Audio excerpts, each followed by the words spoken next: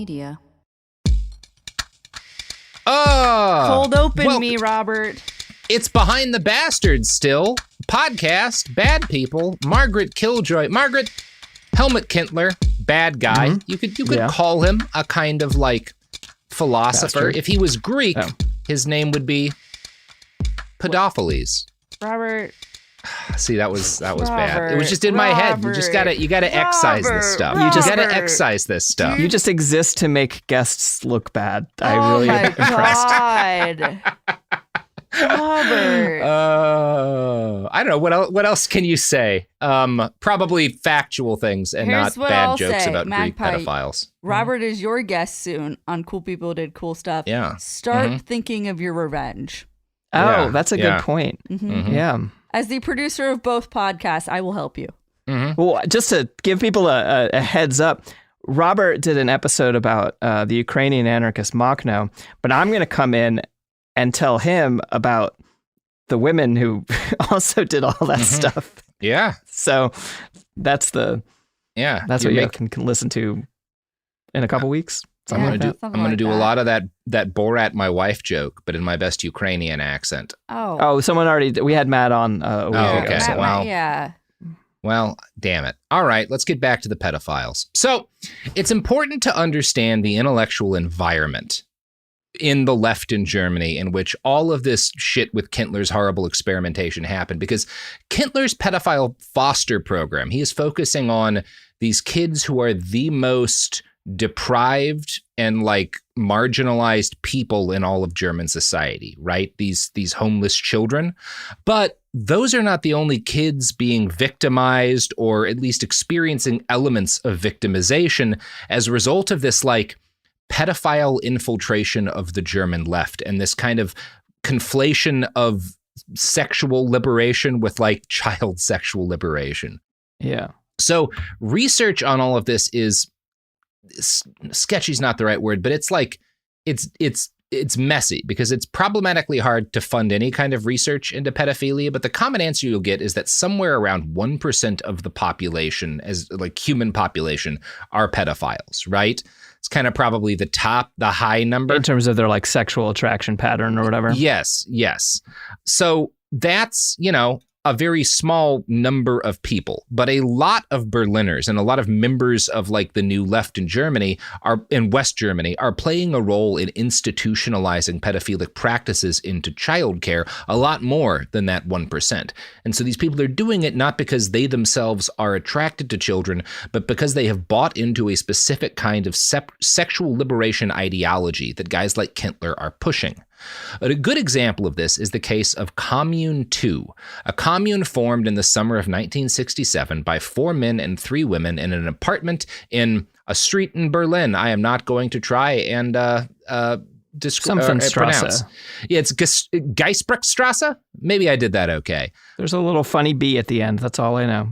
Yeah. So these 4 men and 3 women formed this commune with 2 children, a 3-year-old girl and a 4-year-old boy. In 1971, a leftist magazine called Kurzbuch published a full-spread article about Commune 2, and particularly its experimentation in child sexual liberation. In an article for Der Spiegel, Jan Fleischauer wrote, quote, "For the residents, the cohabitation experiment was an attempt to overcome all bourgeoisie constraints, which included everything from separate bank accounts and closed bathroom doors to fidelity within couples and the development of feelings of shame. The 2 children were raised by the group, which often meant no one paid much attention to them, because the adults had made it their goal not just to tolerate, but in fact affirm child sexuality. They were not satisfied to simply act as passive observers." Kurzbuch 17, that's the issue of the magazine, contained a series of poster-sized photos. Under the headline, "Love Play in the Children's Room," it depicted Nessim and Grisha, both naked. The oversized images are of the sort that one would expect to see in a magazine for pedophiles today, certainly not in an influential publication of the leftist intelligentsia. The caption reads, "Grisha walks over to the mirror, looks at her body, bends forward several times, encircling her buttocks with her hands, and says, 'Look, my vagina.'" So what you're seeing here, this is not the same thing that Kentler's doing. It's certainly not as problematic as straight up saying we are handing poor kids to pedophiles because who else will love them. But this is also deeply problematic, right? Now, Fleischauer caught up with a former member of the commune who talked to her about how these kids had done. This former member told her that Nassim, the boy, felt horror when asked about his time at the commune. But both he and Grisha seem to have grown up into functional adults. Neither of them really expressed an interest in talking about their childhood, which is their right. I get the feeling they have a lot of anger, but not in the same way as the kids who were placed with pedophiles. Probably because while the behavior the adults in the commune engaged in was unacceptable, I don't think it involved actual sex, right? Okay. It is enough on that edge, and there are some people who argued for it. It may have. I can't say for certain, right? Yeah. This is a lot of these different experiments flirt at the edge of that. And the word flirt is unfortunately literally, it's messy, and we'll never know fully with all of this stuff, right?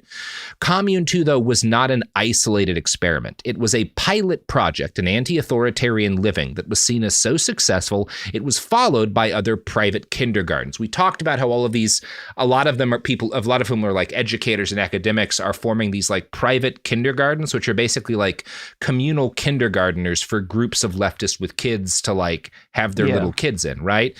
And these are experiments in anti-authoritarian education. These are designed to break the kind of patterns that Dr. Schreber and Harrer and like the Nazis had put, that we talked about in the first 2 episodes of this, right? And there are people who've done this really well. They just don't sleep with the children. And by the way, not all of these Kinderladens are places where children are slept with, right? I don't think most of them were, but this is not a tiny chunk of them either. Where not even slept with, where child sexual liberation is a topic of like focus for the parents, right? Okay, that's more accurate to say what we're talking about here. This is not a case of they're talking like I'm just going to get into the story because this is really messy and complicated, and there's a lot to discuss.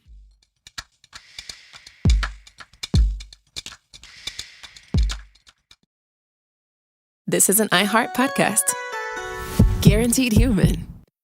You're listening to a podcast, so you're doing something else too, like maybe scrolling home listings on Redfin, saving places you like without thinking you'll get them, because that's what house hunting has become. But Redfin isn't built for endless browsing. It's built to help you find and own a home. Redfin agents close twice as many deals as other agents, which means when you find a place you love, you've got a real shot at getting it. Redfin helps turn saved listings into real addresses. Get started at redfin.com. Own the dream.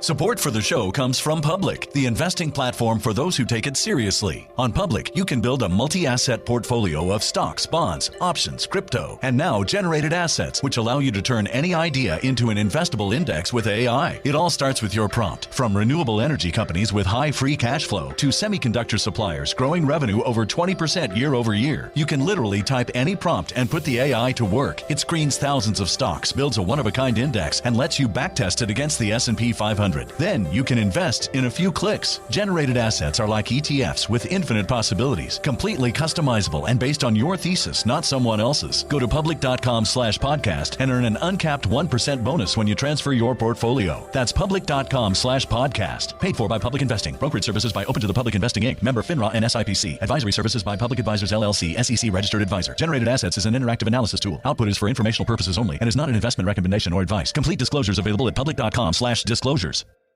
Tired of spills and stains on your sofa? Wash away your worries with Anabay. Anabay is the only machine washable sofa inside and out, where designer quality meets budget-friendly prices. That's right, sofas start at just $699. Enjoy a no-risk experience with pet-friendly, stain-resistant, and changeable slip covers made with performance fabric. Experience cloud-like comfort with high-resilience foam that's hypoallergenic and never needs fluffing. The sturdy steel frame ensures longevity, and the modular pieces can be rearranged anytime. Shop WashableSofas.com for up to 60% off site-wide, backed by a 30-day satisfaction guarantee. If you're not absolutely in love, send it back for a full refund. No return shipping or restocking fees. Every penny back. Upgrade now at WashableSofas.com. Offers are subject to change, and certain restrictions may apply.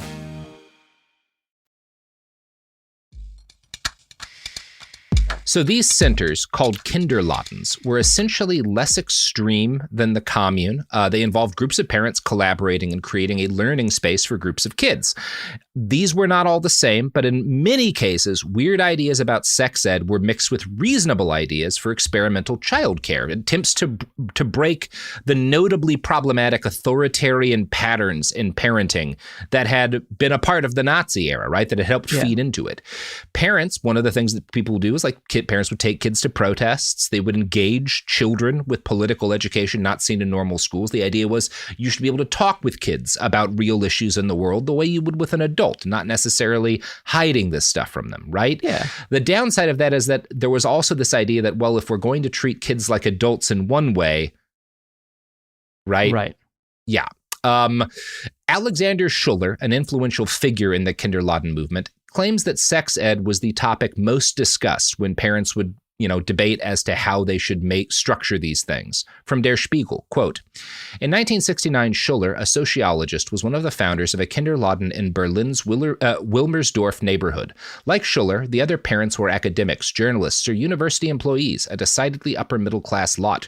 Schuller's two sons, 4 and 5 years old at the time, grew up without the customary rules and punishments of a government-run daycare facility. But the adults were soon divided over the issue of sex. Some were determined to encourage their children to show and touch their genitalia, while the others were horrified by the idea. It was never addressed quite that directly, but it was clear that in the end, sex with 2 female teachers was considered, says Schuller. I found it incredibly difficult to take a stance. I felt that what we were trying to do was fundamentally correct, but when it came to this issue, I thought, this is crazy. This just isn't right. But then I felt ashamed of thinking that way. I think many were in the same position. It's that justification for it. On a core level, the main thing is just don't do that. Don't abuse people. Yes. And then, especially children. It's when you start centering ideology before centering how you treat people that not just this, but all problems start, right? Yeah. And it takes a full year of debate. But thankfully, in this case, the parents who are like, of course they shouldn't sleep with the teachers did win. There was no sex in this Kinderladen. I get the feeling that in this case, the parents who were talking about, who were suggesting effectively, sexually assaulting, that they were ideologically cooked, right? That they felt like this was the most radical thing they could do and that would make them better leftists. Right. I say this because it doesn't sound like, from Schuller's recollections, the teachers wanted to molest these kids, right? Or that the parent who suggested it wanted to watch or participate. They just felt kind of vaguely that the experience would help craft more anti-authoritarian youth. It is madness, right? Yeah. And you're right about how it's been injected by pedophiles into this movement. And then everyone's like, fuck, do we have to become pedophiles? And then people are like, no. No, of course we don't. And thankfully in Schuller's case, the people are like, no, of course not. Do win, right? Yeah. And again, somewhere in that scene, in the broader Kinderladen scene, there are real pedophiles consciously trying to craft a world where they can act with impunity. Yeah. An influential educational tool at the time was the Handbook for Positive Child Indoctrination, which is a bad title for a book. This is a 1968 tract that claimed to help parents, quote, create a new person, and argued, children can learn to appreciate eroticism and sexual intercourse long before they are capable of understanding how a child is conceived. It is valuable for children to cuddle with adults. It is no less valuable for sexual intercourse to occur during cuddling. God. And this is part of why I grounded these episodes by talking about how there was for generations this attitude that you do not make any contact with your children other than what is the minimal necessary to maintain their surviving, right? And the reaction to that goes in an equally insane direction, right? Yeah. It's not just, well, of course, parents should hold their kids and express physical affection, but it's fine if sex occurs, right?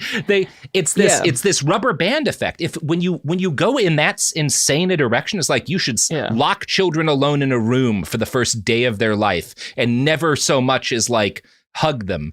When you break that, you're going to wind up in an equally damaging place. And it just, one of the million reasons it's so heartbreaking is that it's it destroys the safety. Yeah. The whole point of that affection from a parent. Sorry, I'm trying to get super emotional about it. The whole point of that emotion from the parent should be a non-sexual safety. Yeah. You know, and like showing what care and love are like separate and safe from that kind of. It's so. I know everyone listening knows it's evil, but it just. Yeah. It's this vile conflation of like children should have adults with whom they have a safe kind of intimacy that allows them to explore the world. Yeah. And then twisting that into children should be exploring their bodies with adults, which they should not be. Right. Like it's this conflation. No. Children need to have a healthy, intimate relationship with their parents or with the adults who are their caregivers, because that is how you have the security that allows you to go out into the world and meet it. Right. Yeah. Yeah. And obviously, I think there's no way that handbook wasn't written by a pedophile trying to provide cover for himself and others like him. But a lot of these very dumb parents did not catch that. And worse, awkwardly tried to live up to this supposedly revolutionary standard. Some leftist thinkers, like Monica Seifert, a sociologist, were disturbed when the children in her kindergarten did not attempt to have sex with the adults. She concluded the inhibitions and insecurities of the adults had likely forced those children to suppress their sexual curiosity. She saw this as a failure. And what's happening here is that you have in a lot of these kids, this is why I say most of these people are not pedophiles who have bought into this cooked shit, because like you have these attitudes that like, well, these kids should feel confident sexually experimenting with adults. And it doesn't happen because that's not natural, right? Because the adults don't want it and neither do the kids. And the most cooked of these intellectuals like Seifert are like, well, clearly we have failed. Yeah. Yeah. The idea, I'm looking at the equation that someone wrote and it's not happening in real life. Therefore, real life is wrong. Yeah, exactly. Like this is not a thing that happens between adults and children. It is a thing that has to be forced, which is proven, in fact, by this reaction, by how disappointed a lot of these academics and intellectuals are. Unfortunately, some of the parents were equally disappointed and took steps to stimulate their children. Again, these are not mostly pedophiles. So this behavior, they're not like actually abusing the kids physically, but instead they tell a lot of weird sex jokes and they make a point to use words like cock and vagina constantly in front of kids. Schuller, who is like, this is kind of how Schuller's kindergarten, they were like, well, we won't have children molest students, but instead we'll use sexual terminology around them a lot and tell weird jokes that make them uncomfortable. Schuller, looking back on this decades later, claims his kids like overall thought the kindergarten was a good experience, but, quote, they thought the constant chatter about sex was horrible because that's a normal way for children to feel about adults talking about that this way, right? No, and pointing out that everything else, like, it was injected into this otherwise really interesting and radical idea that was otherwise good with this. There's a clear problem in pedagogy in our society. Yeah, and it is interesting that, like, the kids were like, well, the stuff about like, going to protests, learning about politics, having kind of like non-authoritarian learning structure was great. I wish there hadn't been so many weird dick jokes. That was kind of bad. And I think the experience of Schuller's kids does thankfully represent a majority of the kids exposed to this system, which is more, what the fuck were our parents thinking than like devastating trauma, right? Yeah. That is the norm. It's like, boy, that was weird. They were fucking cooked. Something was fucked up in their heads. Yeah. Like, because most of these kids were not molested, right? But between Schuller's kids and Ulrich, who is the boy who Kentler gave to a pedophile, there were a lot of children who still did suffer different degrees of abuse, right? Not as severe as like a kid being fostered with a child molester, but on that spectrum, right? Sophie Dannenberg was one of these children. Her parents were members of the German Communist Party, and they sent her to a kindergarten in Gießen. As an adult, she interviewed her mother and other people from the kindergarten and wrote about their experiences in a novel with the excellent title, The Pale Heart of the Revolution. Fleischauer writes of this book, the material she used includes an account of a parents' evening where one of the mothers said that she stripped naked in front of her son so that he could inspect her. In the process, the woman spread her legs to expose her private parts for his inspection. The game ended when the boy stuck a pencil into his mother's vagina. The parents also spent a long time discussing whether it was a good idea to have sex with their own children so as to demonstrate the naturalness of sexual intercourse. Although the people Dannenberg interviewed did not recall any instances of physical advances, they did describe softer forms of sexual assault, such as pushy demands on children to show their naked bodies.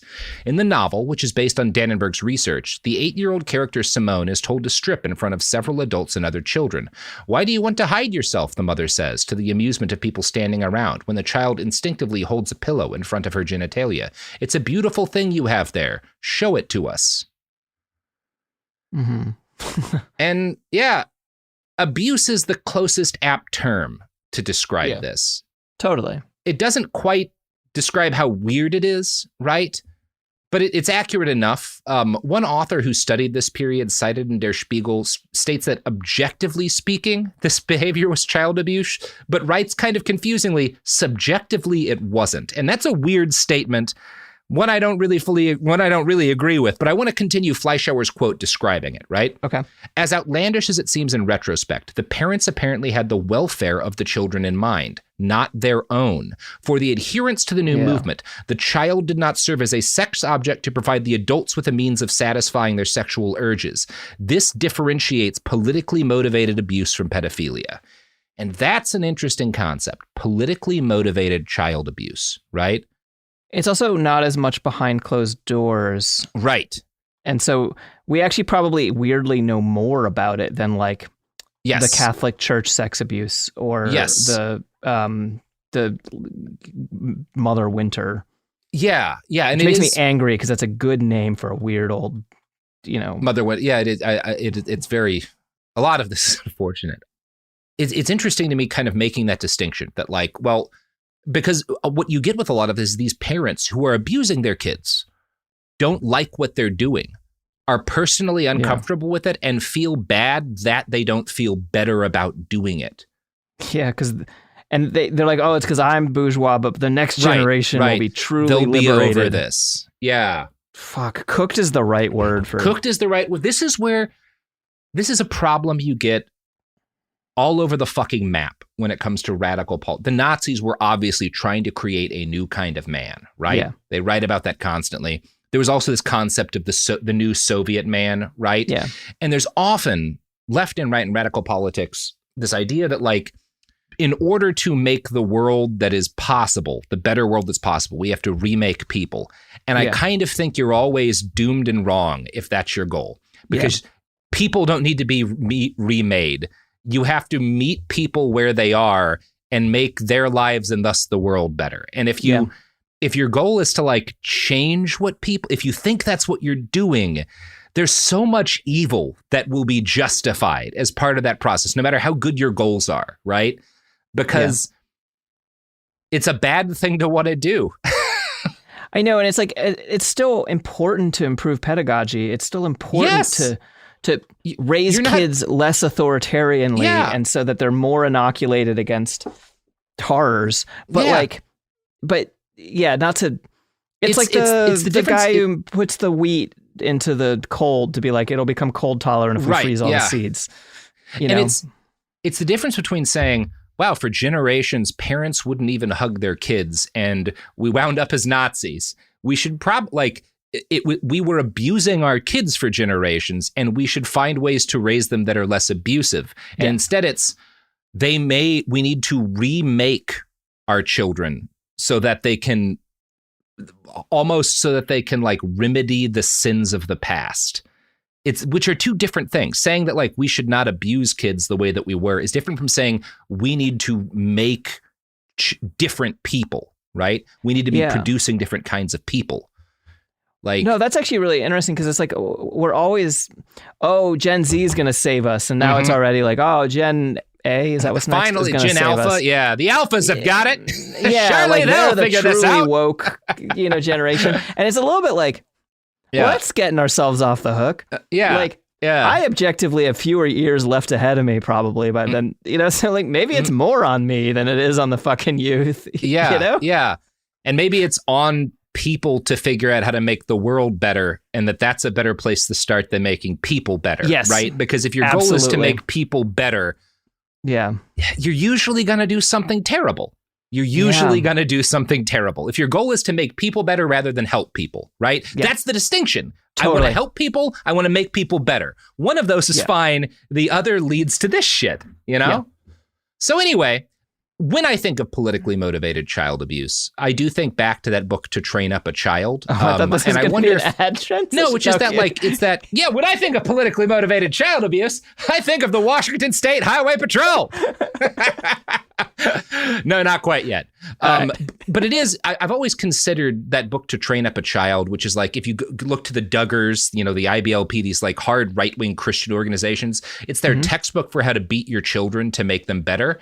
Okay. I do kind of wonder. I always just saw that as simple child abuse. Is it more accurate to describe that as politically motivated child abuse? I don't know. It's a bigger topic. Oh, yeah, because maybe they don't even, because hitting your kid because you're angry, or even hitting your kid because, oh crap, my kid is about to run out into the street and I can't think of anything else to do. This is all the only tool I have in my head. Yeah. Right. So those are both motivated by something different. But versus like, I am neglectful of my duty as a father unless I solemnly and sadly hit my child with a rod. That's interesting. And I know kids who were like quiverful, who were raised in the religious right, who is like, that's part of what broke us out is my parents didn't like doing that, didn't like the discipline. And so I do think it's actually useful to look at a lot of the child abuse that does occur on the right through that this is politically motivated child abuse lens, right? Yeah. I actually think that might be really important. It didn't really occur to me until I started reading about these weird German leftists and their ideas of like sex liberation. But anyway, one of the most famous abusers within this system, this like Kinderladen system, this sort of like shit that's coming out of the German left in this period, was Daniel Cohn-Bendit, a Green Party politician who was a student leader during a May of 1968 protest in France and was co-president of the European Greens European Free Alliance in the EU Parliament. He was a critic of Stalinism and an advocate of libertarian socialism. And part of why I'm bringing him up is we've talked about the communists who are cooked, and it is not just the communists who are cooked. I know, Margaret. I was so excited for it to just be the communists, but I wasn't surprised. Plenty of anarchists have this kind of like fucking ideological cookedness to them. Absolutely. In 1975, Daniel wrote an autobiographical book that described his experience as a kindergarten teacher. On several occasions, he claimed children opened his fly and stroked his penis. Quote, "I was usually quite taken aback. My reactions varied depending on the circumstances." Now, I was not sure whether to classify him as, is this a politically motivated abuser or just a pedophile, until I read this transcript of a recording that surfaced in 2013. And this is Daniel talking.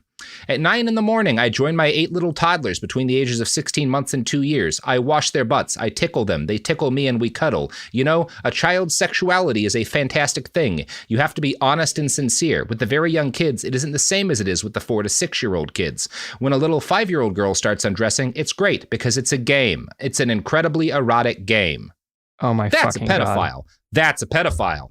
That's Launch just a that pedophile. Man into the sun. Yeah, that's just a straight up pedophile, right? Yeah. When this blew up, Daniel claimed that what he had been writing was just fiction meant to provoke people. Okay. Sure. Okay. This is all tied into like why it's not, I'm not going to say it's a major part, but it's not an insignificant part of like the rise of groups like AfD in Germany right now. Cause a lot of this shit came out very recently and has like blown up support for some of these left wing parties. Like this has done damage recently and provided ammunition to the right in Germany recently. That's fair. Because people are furious when they learned out that this was happening, right? Yeah, that's fair. Yeah. Mm-hmm. Pedophiles who abuse children are predators, and predators inherently seek to escalate their behavior. As the 70s turned into the 80s, some of these pedophiles who had been camouflaging themselves as child care reform activists decided to make a grand play for acceptance, following in the wake of the gay rights movement. Organizations like the Indian Commune in Nuremberg sought to characterize pedophilia as a sexual orientation that deserved to be treated with respect. Now, in true German fashion, the Indian Commune was both an act of cultural appropriation and mind-numbing abuse. Germans, we've talked about this in our very first episodes on Karl May, there's this weird obsession with Native Americans that is based almost entirely in the fiction of a guy who never went to America and just lied about Native Americans. Yeah. And it influenced the Nazis loved. Like Hitler was a huge, was this kind of weird Native American stand where he was not actually standing any real history, just like what this German author, but he thought he was. And there's still a lot of weirdness around Native Americans in German society today. This is one example of it, right? The Indian Commune is a group of adults and children who painted each other up like Native Americans, or like their conception of Native Americans, and showed up at that year's Green Party convention to argue in favor of free sex for adults and children. Almost unbelievably, the Greens gave them a hearing. More than that, in 1985, the Greens state organization in Westphalia argued that nonviolent sexual contact between adults and children should be decriminalized. Another state Green Party published a position paper making the same argument until public protest forced them to remove it. Again, we're in the 80s by now, so there's pushback to this. Yeah. This movement had a name, the pedosexual movement, and it succeeded for a while because a lot of non-pedophiles bought their bullshit. But the driving force behind it was always highly placed, influential pederasts. In the Green Party, one of these pedophiles was Herman Meer, a leader in the party who lived on a commune that openly advertised engaging in pedophilia. One victim later told the magazine Die Welt that Meer abused him along with, quote, about 10 men, many of whom were visitors to the commune who seemed to have shown up for that purpose, right? This is a place you can, like, yeah, it's so vile. Another pedophile leader of the pedosexual movement was Peter Schult, an anarchist journalist who described himself as a pederast and was convicted of bringing a girl into his house to abuse in 1976. Schult denied the allegations and claimed that he was being punished for his sexuality and political organizing. He attracted a great deal of support, and in 1977 he wrote an angry pamphlet attacking anarchists who hadn't supported him. He described them as preaching anarchy while being offended at the sight of lived anarchy, in his words. I am glad that there were enough anarchists who were mad at him that he had to write that. That he had to write a That's paper. That's the only thing I'm proud of at any of this story, is that people were like, what the fuck? It's one of those things where, like, Schult denied the allegations that he had molested a girl, in part because he was molesting boys. And maybe those specific allegations were wrong, but he talks about molesting boys. Yeah. Fuck. Like Kentler, Schult defended his molestation of boys by claiming he was just helping runaways. And here is what gay historian Hubert Kennedy wrote in Schult's obituary. Peter found and took home the homeless, or they found him. In state institutions, his address was passed from one boy to another as a place where runaways could find temporary shelter. His address was also well known to the authorities, whose authority the anarchist Peter refused to recognize. And he was sent to prison numerous times on charges of drug possession and seducing minors. A number of left-wing publications were, unfortunately, woefully open to the arguments of pedosexual advocates. Tageszeitung, an alt-weekly publication, published interviews with pedophiles where they discussed how wonderful their sex with little boys was. When G.D. Hensel, co-founder of the paper, argued that they should not be promoting pedophilia, she was described as being a prude and told, quote, there's no such thing as censorship in the Tageszeitung. Like, basically, we don't censor people from talking about molesting children. This is a problem in American left, too. I'm not sure if you're going to get into this. During the same time period, you know, there's a big problem. We're not enough. Again, when we talked about Thornley, we did. And we've talked on other shows about an influential anarchist. Oh, God, what's his fucking name? The Taz guy. Peter Lamborn Wilson. Peter Lamborn Wilson, Hakeem Bey, who was also... may not have actually I don't know if he ever actually molested anyone, but argued in favor of it. Right? Yeah, I'm under the impression of him arguing in favor because it was in vogue. And it's interesting because it's during this dead period of organizing. I mean, there is some organizing happening, but by and large, the anti-authoritarian left is not doing a lot during the 70s and 80s because, it just was going through a slump. You know? Yeah. And so the only people around, I mean, not the only people around, there are many people who are against this all along. Yes. And we're about to talk about those. Great. So there are leftists in Germany who speak out against this real big problem. One of them is Gunther Ament, a social scientist who argued accurately there is no equitable sexuality between children and adults. Yeah. Another person on the right side of this. There's no nonviolent sexuality between children and adults. It's inherently violent for an adult to rape a kid, right? Yeah. Alice Schwarzer, who founded a women's magazine, also lambasted acceptance of pedophilia on the left. From Der Spiegel, quote, Ament recalls how he was disparaged as a reactionary in flyers and articles. There was an outright campaign against Alice and me at the time, he says. It wasn't until the mid-1990s that this horrific episode came to an end. In 1994, the pedos appearing in Tagzeitung for the last time, and even that publication recognized that intercourse with little boys was no different than with little girls, who, thanks to the women's movement, have long been deemed worthy of protection. And that's a worthwhile note on this, is that when we talk about these people supporting sexual contact with kids from adults, a lot of them, in the Kinderladen movement, it's this broader, like, well, we just need to be more open to kids' sexuality for both boys and girls. When it comes to like pairing abused children with pedophiles, both officially through the state, as happened with Kentler, and kind of unofficially, like that anarchist we talked about did, it's all little boys, because there's a broader understanding that the feminist movement has already pushed through this understanding that that's not acceptable to do with little girls. Right. And it took later for boys, right? And some of this is wrapped up in a lot of really complicated shit about the suppression of male homosexuals in Germany and throughout the West, and how common relationships between much older and much younger men, were. Like, this is a messy topic, right? Yeah.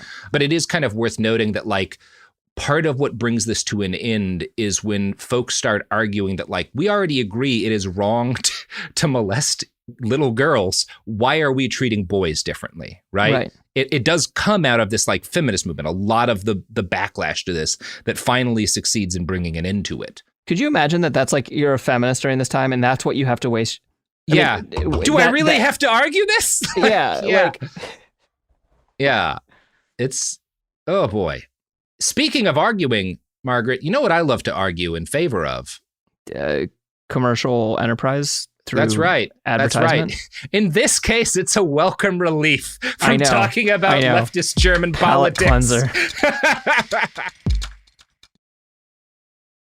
Support for the show comes from Public, the investing platform for those who take it seriously. On Public, you can build a multi-asset portfolio of stocks, bonds, options, crypto, and now generated assets, which allow you to turn any idea into an investable index with AI. It all starts with your prompt. From renewable energy companies with high free cash flow to semiconductor suppliers growing revenue over 20% year over year, you can literally type any prompt and put the AI to work. It screens thousands of stocks, builds a one-of-a-kind index, and lets you backtest it against the S&P 500. Then you can invest in a few clicks. Generated assets are like ETFs with infinite possibilities, completely customizable and based on your thesis, not someone else's. Go to public.com/podcast and earn an uncapped 1% bonus when you transfer your portfolio. That's public.com/podcast. Paid for by Public Investing. Brokerage services by Open to the Public Investing Inc. Member FINRA and SIPC. Advisory services by Public Advisors LLC, SEC registered advisor. Generated assets is an interactive analysis tool. Output is for informational purposes only and is not an investment recommendation or advice. Complete disclosures available at public.com/disclosures.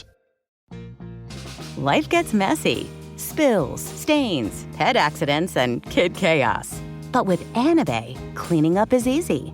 Our sofas are fully machine washable, inside and out, so you never have to stress about messes again. Made with liquid and stain-resistant fabrics, that means fewer stains and more peace of mind. Designed for real life, our sofas feature changeable fabric covers, allowing you to refresh your style anytime. Need flexibility? Our modular design lets you rearrange your sofa effortlessly.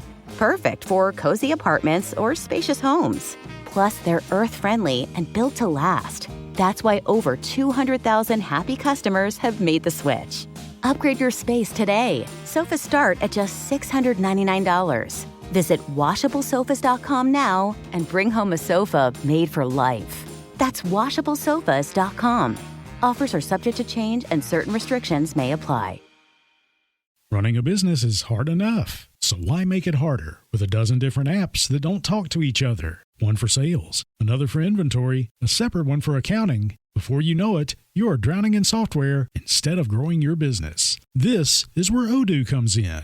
Odoo is the only business software you'll ever need. It's an all-in-one, fully integrated platform that handles everything. CRM, accounting, inventory, e-commerce, HR, and more. No more app overload. No more juggling logins. Just one seamless system that makes work easier. And the best part, Odoo replaces multiple expensive platforms for a fraction of the cost. It's built to grow with your business. Whether you are just starting out or already scaling up, Plus, it's easy to use, customizable, and designed to streamline every process, so you can focus on what really matters, running your business. Thousands of businesses have made the switch, so why not you? Try Odoo for free at odoo.com. That's ODOO.com. And we're back. And speaking of back, let's get back to the story of Dr. Helmut Kentler and his plan to pair foster kids with pedophiles. This continued all through the 1980s, even after the pedosexual movement faded in popularity thanks to belated resistance from within the left. The best documented victim of Kentler's specific program was a boy named Marco. In 1988, Marco was crossing the street alone when he was hit by a car. This was a minor incident. He was not severely injured, thankfully, but his injury, the fact that he was not attended, drew the attention of a local youth welfare office, which was also run by the Berlin government. From the New Yorker, quote, caseworkers at the office observed that Marco's mother seemed unable to give him the necessary emotional attention. She worked at a sausage stand and was struggling to manage parenthood on her own. Marco's father, a Palestinian refugee, had divorced her. She sent Marco and his older brother to daycare in dirty clothes and left them there for 11 hours. Caseworkers recommended that Marco be placed in a foster home with a family-like atmosphere. One described him as an attractive boy who was wild but very easy to influence. Hinkle, a 47-year-old single man who supplemented his income as a foster father by repairing jukeboxes and other electronics. Marco was Hinkle's 8th foster son in 16 years. When Hinkle began fostering children in 1973, a teacher noted that he was always looking for contact with boys, Hinkle specifically. Now again, this is as a result of the program that Kentler has instituted. Kentler is in contact with Hinkle. Marco has 2 parents. Both of them are in his life. They're separated, but his dad, the Palestinian refugee, is in his life, and so is his mom. They are both just poor. And so as a result, they're scrambling to make enough money to get by, which means there are times when this kid is not watched as much as would be ideal, right? The state takes him away from them for that, probably in part because there's a lot of writing about how, once they see his dad, they're like, well, we have to keep him away from this dangerous Muslim, right? Like this authoritarian influence, right? Mm-hmm. It's really, really fucked up. So people in the Senate and educational offices within the Berlin city government were well aware that Hinkle was a pedophile adopting boys, 8 boys by the time he fosters Marco, right? They don't stop any of this. This is when I talk about guys like Kentler being like, well, some kids are in such desperate straits that being with a pedophile is best for them. This is what they mean. Well, this kid's mom and dad are separated and they're not people like us. Yeah, they're one of them's Muslim. So it must be better for him to be raped repeatedly, right? That is the calculation they're making. Yeah. In 1989, a caseworker wrote that Hinkle was in a, quote, homosexual relationship with one of his foster sons, possibly Marco. A prosecutor, and again, this is not a relationship. Right. I'm not calling it. That is what the caseworker calls it in 1989. A prosecutor did call for an investigation, but Helmut Kentler, who described himself as Hinkle's permanent advisor and also called Hinkle regularly to talk politics, intervened. Kentler described himself to this prosecutor as the, quote, nation's chief authority on questions of sexual education. And at this point, he was famous. He is regularly interviewed in the news. He is consulted by political leaders. He is a prominent and respected academic. He sends a letter on university letterhead to this prosecutor, issuing an expert opinion on Hinkle, saying, I've gotten to know this guy well through a research project we're both engaged in. Hinkle is a wonderful parent, and he attacks the wild interpretation of this psychologist who had accused him of pederasty. The threats of an investigation went away. Several times a year, Hinkle would drive to see Kentler at the school where he taught. Kentler would study the children and take notes. He was happy enough with Hinkle that he kept a ready stream of boys heading into the pedophile's home. After Marco had been there 18 months, he was joined by a kid named Sven, who had been found at age 7 begging for money in a subway station. The youth welfare office noted that since he'd likely never experienced a positive parent-child relationship, he was a good candidate for Kentler's program. Because he's not going to get one now, so... The solutions to both of these kids' problems, to the extent that Marco had a problem, the solution was, Well, yeah, there should have been some sort of social welfare net to ensure that his mom didn't have to work these long shifts at the sausage factory so that she had more time for her kids. There should be like state-funded daycare and stuff. There should be programs. The same thing with there's a homeless kid begging for money. You know what we should do? Get him off the street and not into a pedophile's house, right? Like, these are not complex problems. We're not talking about like intractable issues of geopolitics. Yeah. Anyway, I'm going to quote again from the New Yorker. The two boys took on different roles in their new family. Sven was the good son, docile and loving. Marco was more defiant, but at night, when Hinkle came into his room asking to cuddle or waiting for him while he brushed his teeth before bed, he had to comply.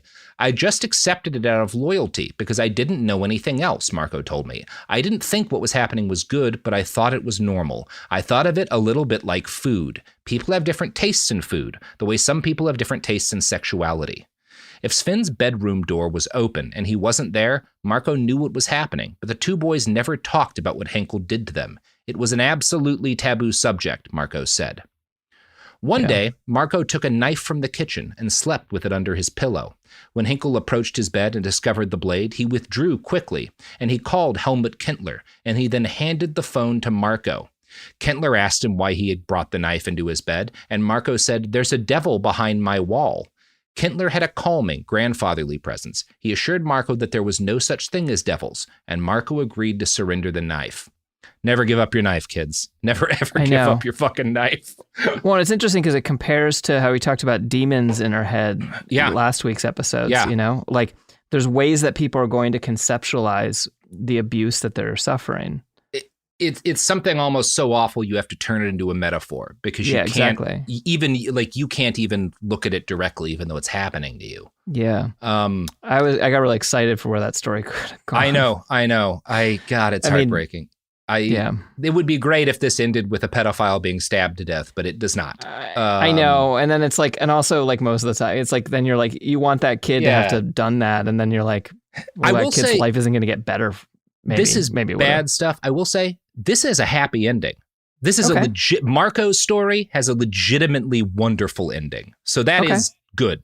I want to promise you that now because we have some more bad stuff to get through. Yeah, okay. So Marco still has a family. He has a mother and father. They visit sometimes. Again, they're separated, but like they visit both separately and together, and they try to get him back.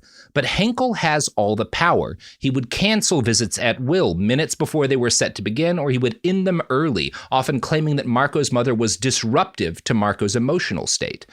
The stress and drama Hinkle created around these visits caused Marco to wet his bed and fail to focus at school.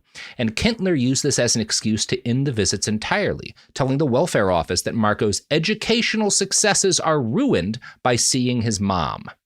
Marco's Palestinian father was not allowed to visit at all because Hinkle told authorities that Marco said he'd been beaten by his father. We have I think Marco has said that this was not true, but like he is backing up anything Hinkle says because Hinkle is his caregiver. And as he states, I didn't know I could disagree with him about stuff, right? Now, there are times that authorities saw through these lies. One of the mandated child therapists that Marco saw described Hinkle as holding the boy prisoner during their sessions. Several different mandated therapists complained, but anytime stuff started to move in a way where like maybe the kids would be taken away from Hinkle, Kentler would swoop in. He told the youth welfare office they were not qualified to assess a child who was as damaged as Marco. If an assessment was needed, only Kentler was established enough to do it. Yeah. The cops can investigate themselves. Right, exactly. He acknowledged that Hinkle could appear harsh and hurtful, but this was not so. Quote, I ask you to consider that a man who deals with such seriously damaged children is not a simple person. What Mr. Hinkle needs from the authorities is trust and protection. It is the cop argument. What they're dealing with is so dangerous and vile that they have to use extreme measures. And we're not qualified to question them, right? It is, anytime you hear that logic, it means someone is doing something terrible. Yeah. Marco's parents spent years trying to get him back. This is not something he realizes as an adult. Oh my God, I was not abandoned. My parents fought for me. These two poor people, one of whom is a Palestinian refugee, were basically ranged against the entire power of the city government of Berlin, which was being effectively wielded by this weird pedophile philosopher against them. You know, Yeah. there is a court case. Henkel coaches Marco to tell the judge that he wanted to stay with his foster father, who he called Papa. Marco claims, I didn't really know what was going on. I did not understand that my parents were fighting to have a connection to me. I thought that they had basically abandoned me, and I was scared of angering Henkel and also traumatized from the near nightly abuse, right? Yeah. There was one bright spot in his childhood, which is that, and it's a weird one, it's that this, again, pedophile who is fostering him gets a third foster son. This foster son is a disabled little boy named Marcel. Now, the fact that Henkel, the pedophile, sought to take possession of a boy who could not walk or talk is horrifying in ways that I cannot describe and will not labor on. But Marco and Sven came to love Marcel and treat him as their own blood. They took care of this boy, because he was their brother. From the New Yorker, Marco and Sven became Kramer's caretakers, feeding him strawberry-flavored milk with a spoon and removing mucus from his lungs with a suction hose. When they went to Henkel's house in Brandenburg, west of Berlin, Marco pushed Kramer for hours on a tire swing. Kramer was the first person in years for whom Marco had felt love. Now, the fact that both of these kids being so profoundly abandoned and abused, when they see this disabled boy who is in desperate need of not just medical care, but attention, provide it, is a wonderful bit of light in this, right? Yeah. Marco struggles with school, obviously. And part of this is because Henkel is encouraging him to neglect his studies and misbehave, right? Because the worse Marco does in school, the more they have an excuse. They switch schools every year, which means that no adults get to spend enough time around Marco to realize what is going on. Henkel is a very effective and methodical abuser, and that's what's going on here. His tactics work until Marco goes through puberty and starts lifting weights. One night, when Henkel came to molest him, Marco fought back, not even a lot, but that spelled the end of him being molested forever. Henkel, of course, still responds aggressively to this in his own way. He would lock the kitchen at night. He justified it to Kentler by claiming that Marco was greedy. You know, he would fight back, but he did not keep molesting Marco. Right, because he was afraid of him. Because he was afraid of him now. Now, here's where things get complicated. When Marco turns 18, you might expect him to have gotten the hell out of the house, but he doesn't. He lives with Henkel for 3 more years. He says part of this is that he didn't even consider leaving to be possible. Quote, it's very hard to describe, but I was never raised to think critically about anything. I had an empty mind. Those are his words. He says this, but there is a very clear reason he stayed with Henkel, which is that his beloved adopted brother is living there too. Marcel is there. Marco willingly stays in the house of his abuser for 3 years so that he can continue to be a caregiver to his brother. This only ends when Marcel dies after a 48-hour flu. Marco says he always checked on his brother multiple times throughout the night to make sure he was breathing, so he noticed very quickly that something was wrong. He tried to get Henkel to call for an ambulance, but Henkel did not want any of the boys going to doctors, and so Marcel died while Marco watched. Quote, I was looking into his eyes when he died. Now, this does not prompt an investigation into Henkel. Marcel was an abandoned disabled child and was thus of less than no value to the Youth Welfare Office. His file simply noted, call from Mr. Henkel, who said Marcel died unexpectedly last night. Previously, there were no signs of an infection. The following note says that Henkel, now 60, wanted to adopt another boy. So, talking about how long this goes, Marcel dies in 2001. Kentler's experiment is still going into the 21st century. Yeah, 2001 felt very, Yeah. That's too recent. Kentler is a respected figure at this moment. This only starts to change when an academic, Teresa Nentwig, began researching and writing about Kentler for her thesis. She had struggled to find good information on this pedophile foster program and noticed that most of the files were missing from the city archives because they had been deliberately removed. Kentler died in 2008, but even after that point, he had loyal friends still in government and academia, and they fought back against her attempts to expose him. Eventually, her university contract was canceled, and she blames this on the fact that she chose to research Kentler. She eventually wrote a book on the man, which revealed that he was not just some wild-eyed academic who bought into bogus science. He was also a pedophile. Kentler, a single man, adopted 3 sons and fostered several more children. Two of his foster sons have accused him of sexual abuse. They initially went to Karen Deseret, an author and researcher who, quote, owed a lot to Kentler and thus referred the boys to another therapist rather than do anything when they came out to her. She claims the boys themselves wanted the abuse kept quiet because they, quote, didn't want to lose the positives of Kentler's care, that they had enough to eat and that they were taken care of and things like that. I'm going to read another quote from that New Yorker article about kind of the collapse of Kentler's reputation. Gunter Schmidt, a former president of the International Academy of Sex Research, which attracts the field's leading researchers, was friends with Kentler for more than 20 years.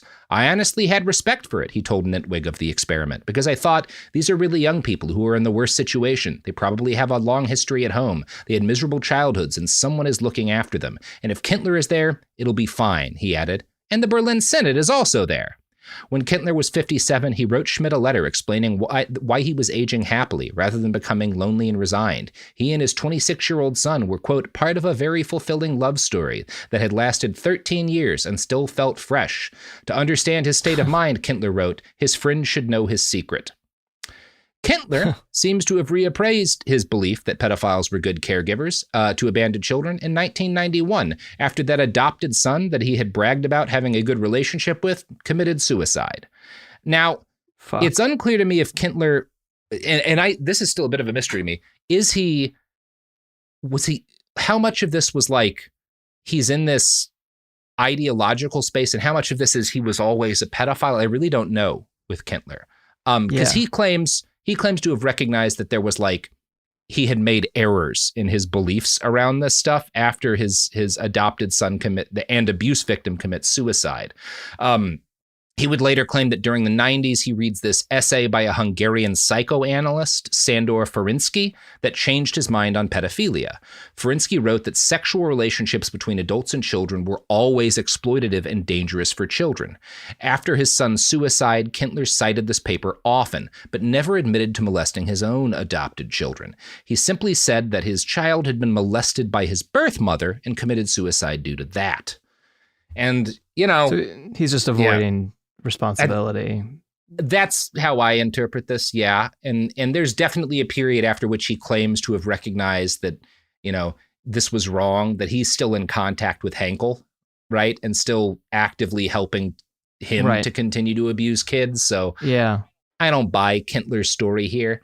No, this is not enough of a turning around to any kind of redemption arc, No. The happiest ending I can give you is to continue the story of Marco. When he left Henkel's home at age 21, he had nothing and nowhere to live. He spent nights homeless, sleeping on benches, before a charity for homeless youth found him a subsidized apartment. Henkel had done so little to educate him that Marco didn't know that people had to pay for electricity. He stumbled through life for a while, picking up the basics of survival, but stuck in what he describes as a sort of hibernation. After 5 years, he began to feel as if he were a monster due to his lack of empathy and destructive outbursts. This culminated in a fight on a Berlin train when he noticed 3 men staring at him and just beat the shit out of them, sending one man to the ER. Mm-hmm. Marco was horrified by himself, and the way he interprets this is I am turning into Henkel, who abused me. And he made a commitment to change. Not long after this, he was walking down the street when a woman, a photographer, complimented his appearance and asked, "Do you want to do any modeling for me?" Right? So he sat for some photos with her, and this didn't lead to any modeling work, but he becomes friends with this woman and he starts to meet other people through her, and he gets a friend group, right? Yeah. He describes the experience of learning how to have friends as similar to learning a foreign language through immersion in another culture, right? Yeah. Eventually, Marco met a woman. They got married, had children, and today he is a devoted father and family man. His very life is proof that Kentler and the other experts in the child psychology of the era were wrong. Abused children are not condemned to a life where the only people who might care for them are pedophiles, right? People can recover from the most traumatic things imaginable if they are provided with the support and love necessary to enable healing. And thankfully, Marco was. He makes friends. He develops relationships that are equal relationships with other adults, and he heals himself, right? Becomes a father, and it's the best possible ending that this guy has. And there's even this coda he gets when all of this stuff starts to come out, around 2018. Marco is contacted by a guy who works for Alternative for Deutschland, Germany's far-right party, as an advisor for education and cultural policy. And this guy, Schweer, reads about Marco in a Der Spiegel article in 2018 about Kentler's experiment. And he's like, he starts basically offering help from the AFD. He claimed it's not for political purposes, but like to really help him get justice from the parliament, right? To like get some money out of them. So that he could be a poster boy for the far right. No.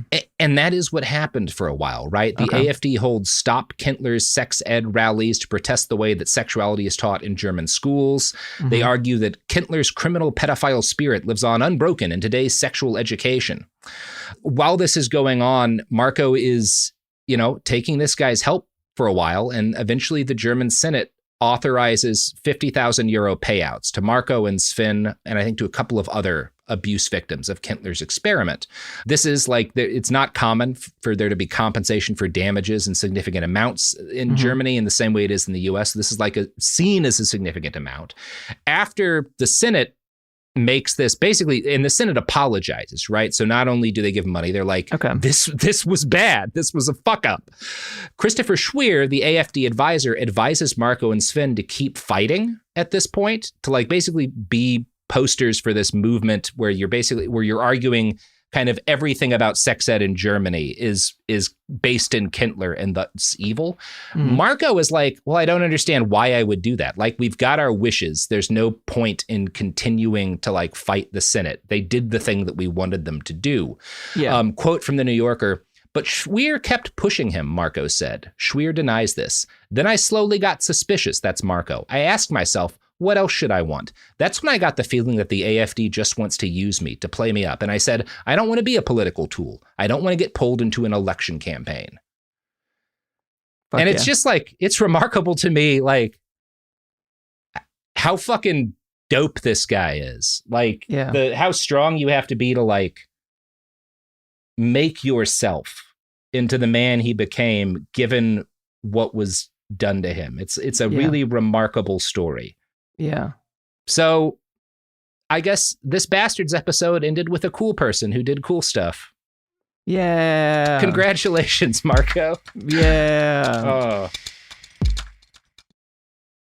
Support for the show comes from Public, the investing platform for those who take it seriously. On Public, you can build a multi-asset portfolio of stocks, bonds, options, crypto, and now generated assets, which allow you to turn any idea into an investable index with AI. It all starts with your prompt. From renewable energy companies with high free cash flow to semiconductor suppliers growing revenue over 20% year over year, you can literally type any prompt and put the AI to work. It screens thousands of stocks, builds a one-of-a-kind index, and lets you backtest it against the S&P 500. Then you can invest in a few clicks. Generated assets are like ETFs with infinite possibilities, completely customizable and based on your thesis, not someone else's. Go to public.com/podcast and earn an uncapped 1% bonus when you transfer your portfolio. That's public.com/podcast. Paid for by Public Investing. Brokerage services by Open to the Public Investing Inc. Member FINRA and SIPC. Advisory services by Public Advisors LLC, SEC registered advisor. Generated assets is an interactive analysis tool. Output is for informational purposes only and is not an investment recommendation or advice. Complete disclosures available at public.com/disclosures.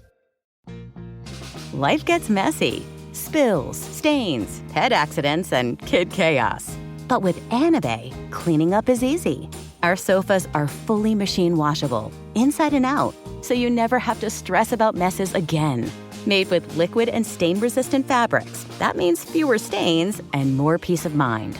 Designed for real life, our sofas feature changeable fabric covers, allowing you to refresh your style anytime. Need flexibility? Our modular design lets you rearrange your sofa effortlessly. Perfect for cozy apartments or spacious homes. Plus, they're earth-friendly and built to last. That's why over 200,000 happy customers have made the switch. Upgrade your space today. Sofas start at just $699. Visit washablesofas.com now and bring home a sofa made for life. That's washablesofas.com. Offers are subject to change and certain restrictions may apply.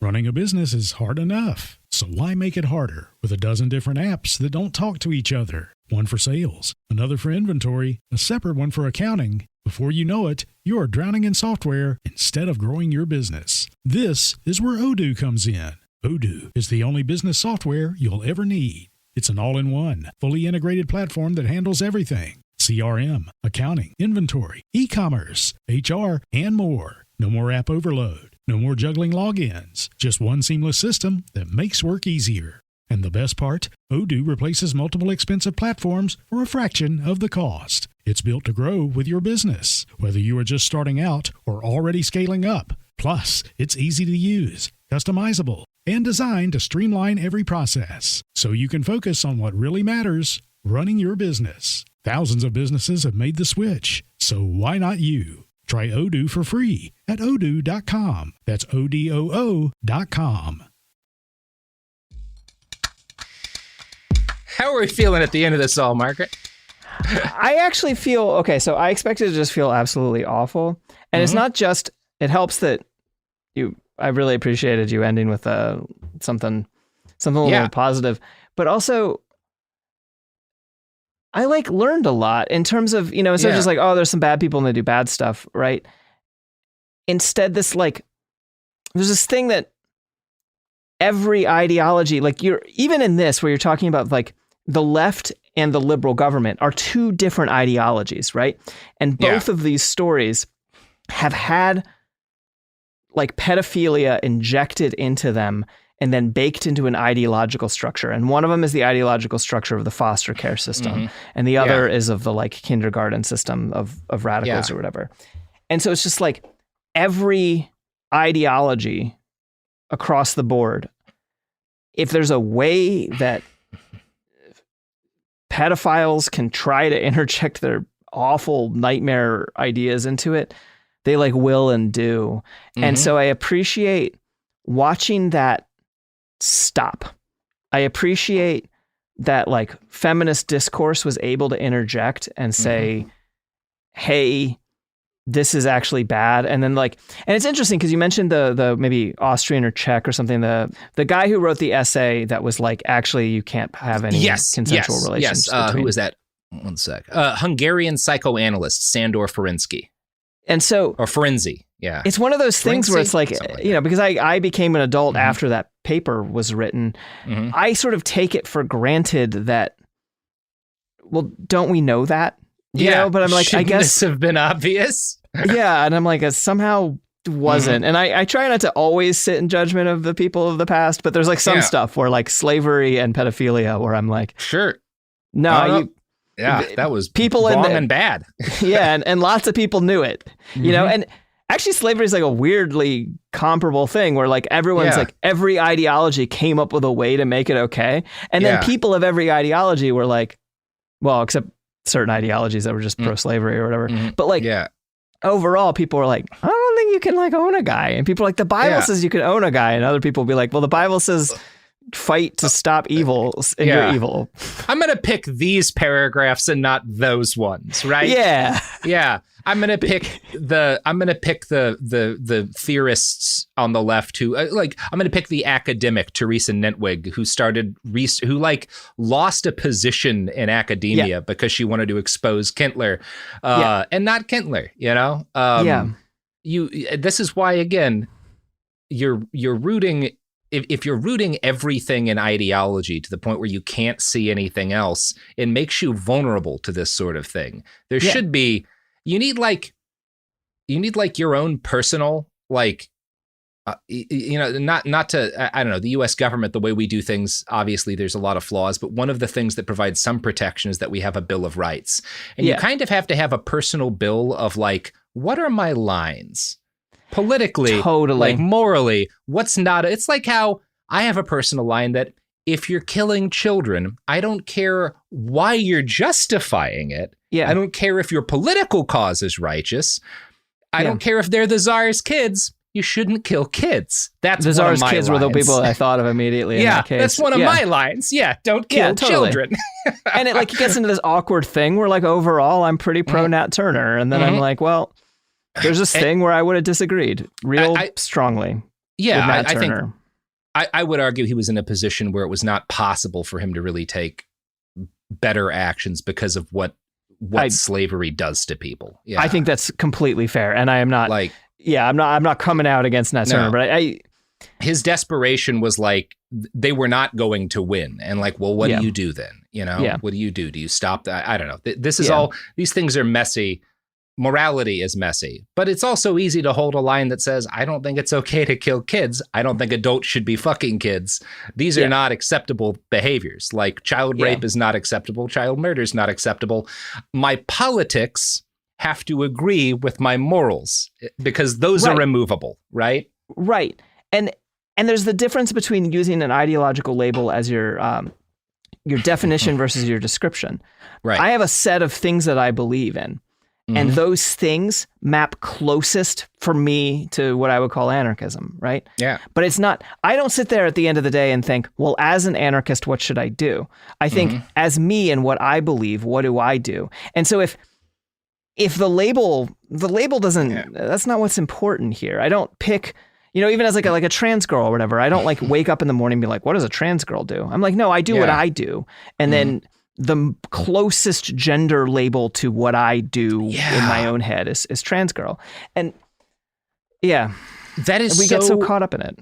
I think a root of when we talk about these, the kind of middle part of these very uncomfortable episodes where all of these like German parents who were uncomfortable with sexualizing their children, but thought they had to for ideological reasons. And when I read about people doing that, it's like, oh, well, you don't know who you are. Yeah, that's why you had no idea who you were, right? Totally. You took on this ideology because it comfortingly gave you an identity, but you hadn't figured out the person that you were. You were using your ideology as an excuse to not do that. And that is, again, that makes you vulnerable to stuff like this, you know? You do, even when you realize like, oh, how clearly like certain things politically are obvious, you know, are obviously right, you know, are obviously wrong. That's not an excuse to not figure out who you are. Yeah. Well, and then the people who are against, like, because right now in the US discourse, the people who are so actively against and militantly against pedophilia, the people who are claiming that are often these like far right people who are actually against like me existing and giving talks in public because I like wear a dress or something. Right. Yeah. And so in some ways, people are then becoming useful idiots because I listen to everything you're saying and I'm like, man, I sure wouldn't be sad if someone broke into that man's house and shot him to death. No, you know? That would have been dope. Yeah. But it's several men in this story should have been murdered. Yeah, absolutely. And what's hard is that, but you can also convince people that people need to get murdered as if they are the same as that thing. Like this is like part of why it's so aggravating when they're like, oh, they conflated it with like the Green Party conflating it with homosexuality. And so people are like, yeah, it's conflated. So kill all the gays. And like, no, stop pedophilia. And if violence is necessary to stop it, I don't care, you know? But like, it's so, I don't know. I think this is, as we deal with, as we talked about at the end of this, like the really bad faith right wing sort of how they make use of this while ignoring their own complicity in child molestation, which is constant both in religious organizations and in stuff like Christian organizations lobbying for child marriage, right? Which is the norm in the US. Fucking Ted Cruz is a big fan of children being able to get married, and that's supporting a kind of pedophilia. It is. Yes. Politically motivated abuse, you know, in the same way that these fucked up leftists are. But the fact that the right does this and has in the current period more political success doing this sort of thing doesn't mean we can ignore this history, because like it's important, not just maybe we will never again have influential pedophiles on the left, you know, we can pushing through this kind of politics into like actual action. Maybe. I don't know that I think that's like, but there will be, and currently is in fact, other things, right? This is why you have to like have certain immovable moral beliefs about what's okay to do to people, and why you also have to be willing to like those academics we talked about who endured that harassment campaign when they were like, well, obviously it's wrong to rape children, right? Yeah. They had zines made about them being evil, you know? Yeah. You've got that fucking anarchist journalist being like, these other anarchists who don't like what I'm doing, they don't really believe in lived anarchy, you know? Yeah. Like, oh, you know what? If I thought that was true, if I thought anarchy meant that, I wouldn't be an anarchist anymore. Absolutely and I would fight them. Not. Yes, of course. The important thing here isn't the label. Yeah. But to the people for whom the important thing is the label, hearing something like that can be a thought terminating phrase, right? Yeah. You're not practicing lived anarchy. Well, then you stop thinking about what the actual issue is. It's like, well, this guy's molesting homeless kids, right? Then you start to think about like, well, ideologically, where am I on that? Like, no. Just hit the guy. Right. Like you're good. Totally. Yeah. Like free knives for the homeless kids. Yeah. Free knives for homeless kids. Yeah. I tell you, I never met anyone who practiced stabbing more than when I was a teenage street kid, and one of my friends was a teenage sex working street kid. That kid was stabby, and he probably learned to be. I hope he is alive and well. Yep. And I hope he still has a knife, But if you want to read about I have an awful segue into my... Yes. No. Great. Yeah. If you want to read about teenagers learning to find themselves and using medieval weaponry, I have when I say YA book, it's actually a crossover book. It's a book that admits that its audience is also adults.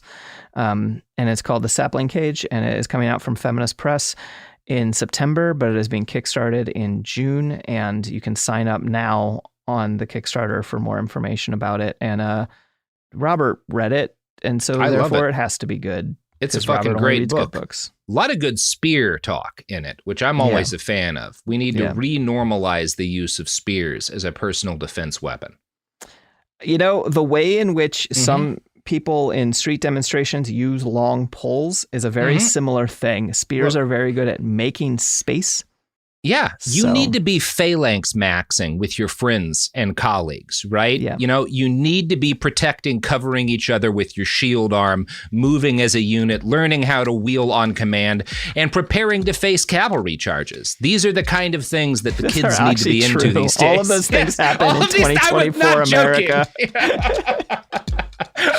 Watch out for the Cossacks. Watch out for the Cossacks. They're still around, and they're not the original Cossacks. Those guys are actually fighting the Russians right now. Yeah, those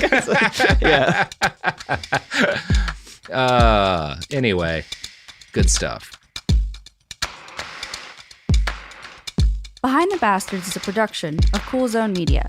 For more from Cool Zone Media, visit our website, coolzonemedia.com, or check us out on the iHeartRadio app, Apple Podcasts, or wherever you get your podcasts.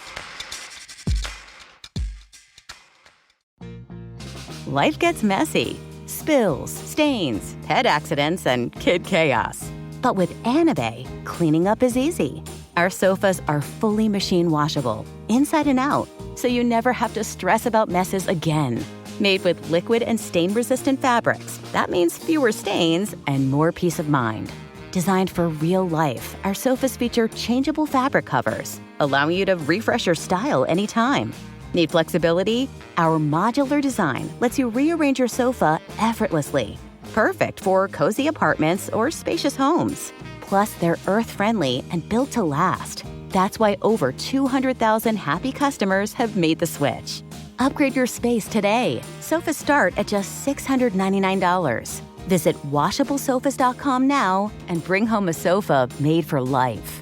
That's washablesofas.com. Offers are subject to change and certain restrictions may apply. A BetterHelp ad. We get it. February is full of flowers, candy, and, of course, lots of talk about relationships. It can feel like everyone else has it all together in their love lives. But the truth is, we're all still figuring it out. Whether you're working on your marriage, navigating the dating apps, or prioritizing staying single, no matter where you are, you're right on time. Therapy can help you find your way and take some of the pressure off yourself so you can determine what you want, what feels heavy, and how you can feel lighter. Just a little bit of outside perspective from a professional can lead to new understanding and a lot of progress. So the next time you're feeling iffy about your love life, try therapy with BetterHelp and see where it takes you. And remember, you're right on time. Visit BetterHelp.com for 10% off. That's BetterHelp.com.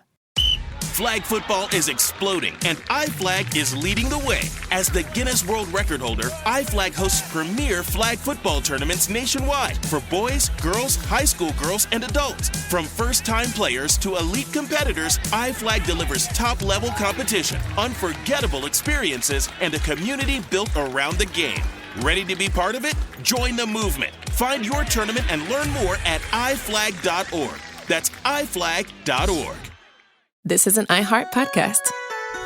Guaranteed Human.